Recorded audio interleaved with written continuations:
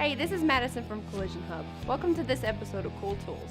At some point in everyone's career, we've been faced with the task of removing, cleaning, retaping, and reapplying an emblem or a molding. This process always created a few challenges, such as matching the original adhesive thickness with the available products in the market, cutting patterns or letters, and the adhesion problems created by various gaps in reapplication.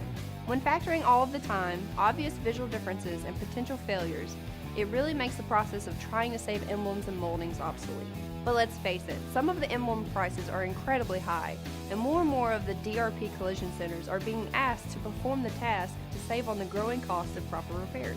Recently, we were introduced to a new product, Adhesive templates out of Michigan, that promised to solve some of the technicians' pains and struggles around this process. Intrigued, we decided to put it to the test on a common and challenging emblem, the Silverado lettering on the truck doors. First thing we need to do is measure where the emblem will go when it's back from paint. It's a good idea to make some notes and take a few pictures. Then we need to get this emblem off. I start off with taping around it for extra protection of the panel. This is very important when removing emblems or moldings from blend panels. When removing the emblem or molding, you can use whatever works for you. A spreader, fishing wire, lots of choices and great tips and tricks have been shared online from technicians across the country. Once you have the emblem off, it's time to let it soak in adhesive remover. For this project, we're using Beanie Do.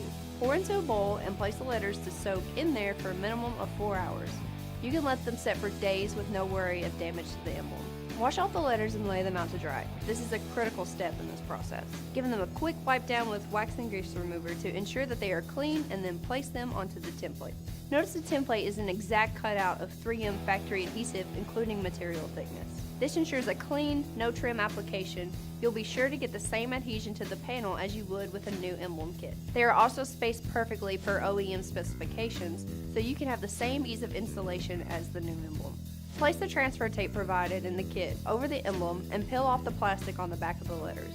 We utilize magnetic rulers in the installation of all emblems just to make sure that no tape hits a freshly painted surface and leaves any tape tracking. And that's it. As you can imagine, the process would be easier with a single piece emblem.